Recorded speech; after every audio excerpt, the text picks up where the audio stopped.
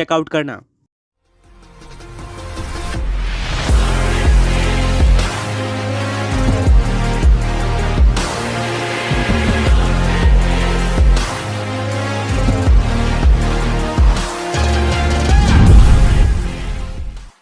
Episode start करने से पहले मैं अपने सीरीज की एक गलती को करेक्ट करना चाहूँगा, और वो ये है कि ऐश को अपने ग्रैंडफादर के बारे में नहीं पता है, जबकि ये चीज़ पहले रिवील हो चुकी है। तो अब से ऐश और ऐश के डैड ओल्ड मैन को अपने ग्रैंडफादर या फिर फादर की तरह पहचानेंगे। ऐश और एलेक्स के बीच में एक 1 वर्सेस पोकेमॉन बैटल की डील होती है, जहाँ पर जो भी पोकेमॉन ट्रेनर जीतेगा उसको हारने वाले पोकेमॉन ट्रेनर की टीम से एक पोकेमॉन मिलेगा। ऐश अपने पोकेमॉन की तरह भेजता है पिकाचू को। वहीं पर एलेक्स अपने इकलौते पोकेबॉल को बाहर निकालता है और कहता है काफी टाइम बाद टाइम आ चुका है अपनी पावर दिखाने का। एलेक्स उस पोकेबॉल को टॉस कर देता है और उसमें से काफी स्ट्रांग दिखने वाला पोकेमॉन बाहर आता है। ओल्ड मैन कहते हैं जैसे कि मैंने एक्सपेक्ट किया था, एलेक्स ने अपने सबसे स्ट्रांग पोकेमॉन को सेंड कर दिया है। ऐश कहता है क्या एलेक्स का सबसे स्ट्रांग पोकेमॉन, क्या आप मुझे इसके बारे में और भी इन्फॉर्मेशन दे सकते हो। एलेक्स कहता है इसके बारे में ओल्ड मैन से ज्यादा अच्छी तरीके से कोई भी नहीं जानता है, पहले इसकी इन्फॉर्मेशन मैं खुद देता हूँ। ये पोकेमॉन वर्ल्ड का one of the strongest Pokemon है, जिसकी टाइपिंग आइस और डार्क टाइप है। इसका नाम ग्लिज़ार्ड है। अगर तुम इसे नहीं जानते तो डेफिनेटली ओल्ड मैन के एक्लिप्सर को तो जानते होगे। वेल, ये दोनों पोकेमॉन्स एक टाइम पर राइवल्स थे।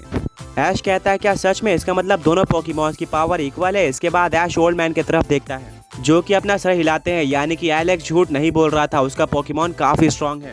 ऐश के डैड ओल्ड मैन की तरफ देखते हैं और कहते हैं इसका मतलब तो ये पोकेमॉन पिकाचू को हराने की पावर रखता होगा।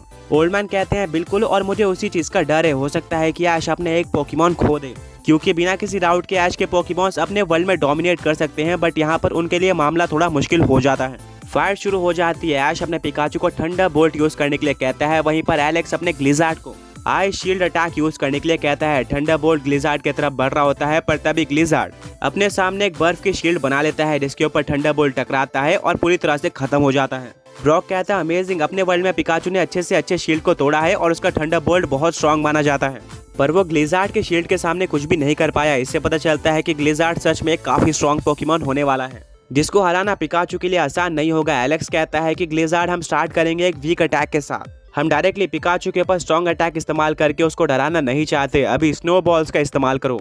ग्लिज़ार्ड काफी सारी बर्फ के बॉल्स को पिकाचू की तरफ फायर करता है। ऐश कहता है पिकाचू एजिलिटी का इस्तेमाल करके सारे बॉल्स को डॉज करो। पिकाचू की स्पीड बहुत अच्छी थी, जिसके चलते वो एक एक करके सारे बॉल्स को डॉज कर लेता है और ग्लिज़ार्ड के पास पहुंच जाता है। उसका फ्लो काफी अच्छा था। ऐश इस मौके का फायदा उठाते हुए कहता है पिकाचू यूज करो वोल्ट टैकल का।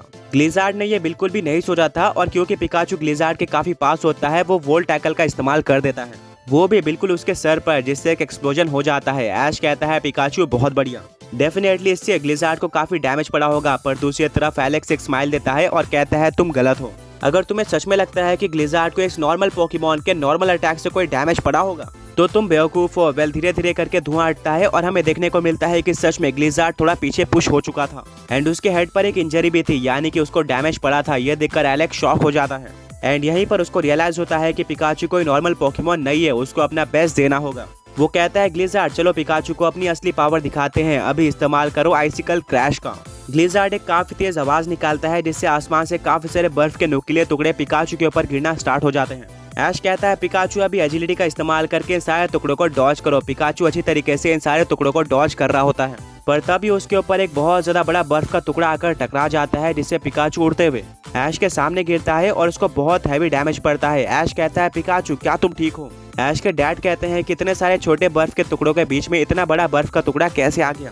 एलेक्स कहता है ध्यान से देखो, क्या वो बर्फ का टुकड़ा है या फिर कुछ और है। ऐश के डैड उस बर्फ के टुकड़े को देखते हैं, एंड अचानक से वो टूट जाता है, जिसके अंदर से ग्लिज़ार्ड पोकेमॉन बाहर आता है। आगे बढ़ने से पहले पिछले पोके क्विज के विनर्स ये रहे, एंड आज का क्वेश्चन ये है कि आपको ऐश के सबसे ज्यादा स्ट्रॉन्ग ग्रास टाइप पोकेमॉन का नाम बताना है। ऐश पिकाचू की तरफ देख रहा होता है, जो कि उठने में स्ट्रगल कर रहा था। इतने में ही एलेक्स बताता है कि ये मेरी स्ट्रेटेजी है, मैंने आइसिकल क्रैश और आइस जेट अटैक का एक कॉम्बिनेशन बनाया है, क्योंकि मुझे पता होता है कि जब मैं आइसिकल क्रैश का इस्तेमाल करता हूँ तो अपोनेंट उसको डॉज करने में बिजी हो जाता है और उसका फोकस ग्लिज़ार्ड के ऊपर नहीं होता। इतने में ही ग्लिज़ार्ड खुद के ऊपर एक बर्फ की लेयर चढ़ाकर उस पोकेमॉन के ऊपर टकरा जाता है, जिससे उस पोकेमॉन को हैवी डैमेज पड़ता है। इतने बातें होने के बाद पिकाचू खड़े हो जाता है और एलेक्स कहता है कि ग्लिज़ार्ड एक और आइस जेट का इस्तेमाल करो। ग्लिज़ार्ड अपने पूरे बॉडी पर एक बर्फ की लेयर बना लेता है और वो पिकाचू की तरफ बढ़ना स्टार्ट करता है। ऐश कहता है पिकाचू अभी इलेक्ट्रो वेब का इस्तेमाल करो। ये ऐश की तरफ से कमाल का मूव था, क्योंकि बीच रास्ते में ग्लिज़ार्ड उस इलेक्ट्रो वेब में फंस सकता था। पर तभी एलेक्स एक स्माइल देता है और कहता है कि ऐश ने फिर से वही गलती कर दी।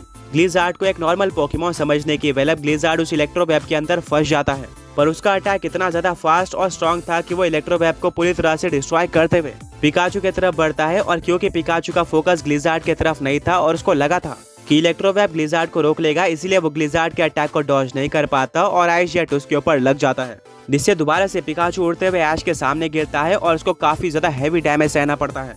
ऐश कहता है पिकाचू क्या तुम ठीक हो? पिकाचू के बॉडी पर काफी सारी इंजरीज आ चुकी थी और उसकी पूरी बॉडी कांप रही होती है। ब्रॉक कहता है ये तो काफी सीरियस है, मैंने काफी ज्यादा टाइम से ऐश के किसी भी पोकेमॉन को इस तरह से मार खाते हुए या फिर डोमिनेट होते हुए नहीं देखा था। ऐश को अब तक डोमिनेट करने की आदत पड़ चुकी थी। एलेक्स और उसके ग्लिज़ार्ड में कुछ अलग बात है। ऐश भी काफी नर्वस हो जाता है, क्योंकि बहुत टाइम से उसने ऐसा कुछ एक्सपीरियंस नहीं किया था। ऐश जिस भी बैटल में पिकाचू को भेजता था वहां पर पिकाचू बहुत अच्छा परफॉर्म किया करता था। ऐश बोलता क्या हुआ ऐश, हवा निकल गई? वेल ये तो सिर्फ और सिर्फ एक ट्रेलर है, अभी तक मैंने तुम्हें दिखाया ही नहीं है कि क्यों ग्लिज़ार्ड को एक्लिप्सर एक्स का राइवल कहा जाता है। इसके पास भी एक्लिप्सर एक्स की तरह काफी कमाल की स्पेशल पावर्स हैं, जिनको मैं फिलहाल के लिए तुम्हें दिखाना नहीं चाहता। वेल इतने में ही ऐश का पिकाचू वापस खड़े हो जाता है, वो आगे फिर से बैटल करना चाहता था। एलेक्स कहता है कि तुम्हारे पिकाचू की दाद देनी होगी, बट ऐसा करके वो अपने आप को ही रिस्क में डाल रहा है, वो ये बैटल नहीं जीतने वाला। वेल ग्लिज़ार्ड अभी इस्तेमाल करो आइस मेगा पंच अटैक का। मिस्टी कहती है वाह एक आइस मेगा पंच, अभी तक तो मैंने आइस पंच या फिर मेगा पंच का नाम सुना था, पर यह अटैक तो दोनों का कॉम्बिनेशन लग रहा है, देखते हैं कि ये कितना स्ट्रॉन्ग होता है। ऐश कहता है पिकाचू काउंटर करो आयरन टेल के साथ। पिकाचू का आयरन टेल और ग्लिज़ार्ड का आइस मेगा पंच दोनों अटैक आपस में टकरा जाते हैं बीच रास्ते में, और दोनों अटैक की पावर बिल्कुल इक्वल लग रही होती है। कोई भी पोकेमॉन पीछे हटने को तैयार नहीं था। ऐश कहता है पिकाचू और भी जोर लगाओ। पिकाचू और भी कोशिश करता है, पर इतने में ही एलेक्स एक और एविल स्माइल देता है और उसका ग्लिज़ार्ड एक फाइनल पुश देता है, जिससे पिकाचू उड़ते हुए जमीन पर काफी जोर से टकरा जाता है और एक काफी ज्यादा बड़ा एक्सप्लोजन हो जाता है। ऐश कहता है पिकाचू ऐसा नहीं हो सकता। वहीं पर ग्लिज़ार्ड एलेक्स के सामने खड़ा होता है, धीरे धीरे करके स्मोक हटना स्टार्ट होता है और हमें देखने को मिलता है कि पिकाचू बैटलफील्ड पर ही नहीं है। ऐश कहता है कि पिकाचू तुम कहाँ गए? एलेक्स का दोस्त जब उस जगह के पास जाता है जहाँ पर पिकाचू गिरा था, तो उसको देखने को मिलता है कि उस जगह पर एक बहुत ज्यादा बड़ा होल हो गया था, यानी कि अटैक काफी स्ट्रॉन्ग था एंड उसी होल के अंदर पिकाचू गिरा हुआ था, जिसकी आंखें बंद थी और वो बहुत वीक लग रहा था। ऐश के डैड, ऐश के ग्रैंडफादर, मिस्टी, ब्रॉक और सईना सभी काफी डिसअपॉइंटेड हो जाते हैं। ऐश के ग्रैंडफादर यानी कि ओल्ड मैन कहते हैं मुझे पता था कि पिकाचू ग्लिज़ार्ड का सामना नहीं कर सकता है, क्योंकि मैंने ग्लिज़ार्ड की पावर देख रखी है। अगर ऐश को ग्लिज़ार्ड को हराना है तो और भी काफी ज्यादा ट्रेनिंग करनी होगी। एलेक्स का दोस्त कुछ टाइम तक वेट करता है और फाइनली डिक्लेयर कर देता है कि पिकाचू आगे बैटल करने के काबिल नहीं है।